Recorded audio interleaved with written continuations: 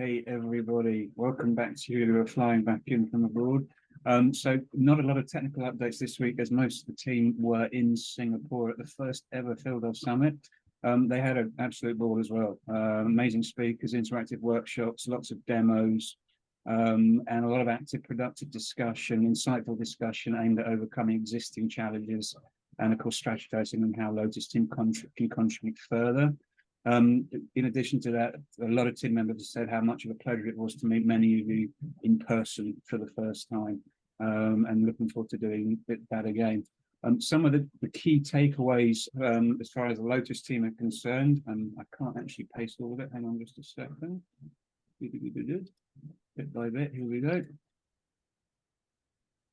So first of all, sealing, proving, chain and markets. A lot of key components, and the team identified that this could potentially greatly benefit for interchangeability between different SP implementations and custom software, example, Venus boosts, etc. SP worker address being responsible for both block signing and message sending, such as pre-commit and proof-commit. This introduces trust issues. Potential resolution to that would be to make the worker address only responsible for block signing and use control addresses only for messages. Software as a service and SP challenges. There are still numerous challenges that have been introduced, challenges with software as a service to SP. Lots of challenges, especially when deal data is introduced to the equation.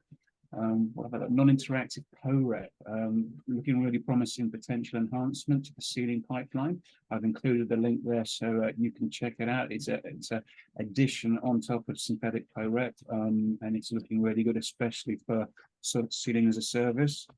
Resealing, ability to reseal lost or corrupted sectors with unsealed data will be a really welcome addition to the stack.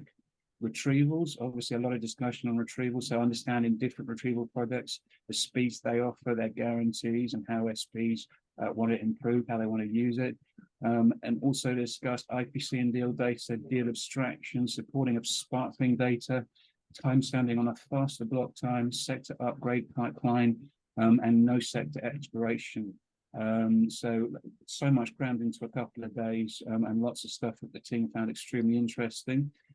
Obviously, there's a lot to take in with that, and don't fret, because Orion, who's on the call, is currently working through all of the video tracks, which will be available soon.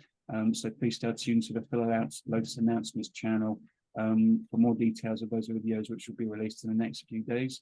And the good news is we're only halfway through the FieldDev Summit series. Iceland is still to come, which is happening on the 25th to the 27th of September. There's still time to register. The link is in the chat. Only a few days left.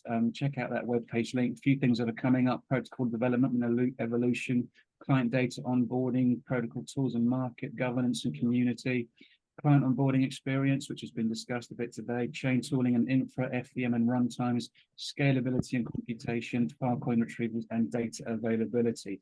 So lots more still to come. As I say, please stay tuned to the Lotus announcements channel. That's it from me. Everybody have a great week. Orion, anything that you'd like to add about your FieldDev Summit experience?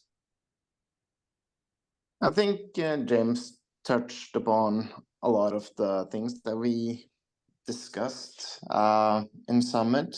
There was a lot of talk around non-interactive POREPs and generally making the sealing pipeline easier for SPs. The current dual step with pre-commit and proof commit kind of makes a lot of issues, especially for tooling and also for SPs in general. We talked a lot about snaps, how we can make snaps actually viable. And from my track as well, there was a lot of quite a lot of excitement around there are new markets popping up. So there are compute markets coming online that are starting to look quite good. And also the DeFi system ecosystem for SPs are really starting to look really good. We had some presentations about how you could turn your initial pledge into stable coins basically, and then allowing you to repledge that basically, which creates a lot of like interesting functions. But yeah, you will see more when all the videos land. Another exciting tidbit I picked up in Singapore is that Glyph had a 12-hour period where 700,000 US dollars were added to their liquid staking pool, which was, they were pretty geeked out over. So nice. I think we crossed over 10 million Filecoin in liquidity pools, if I'm not mistaken. So that was a nice little milestone as well.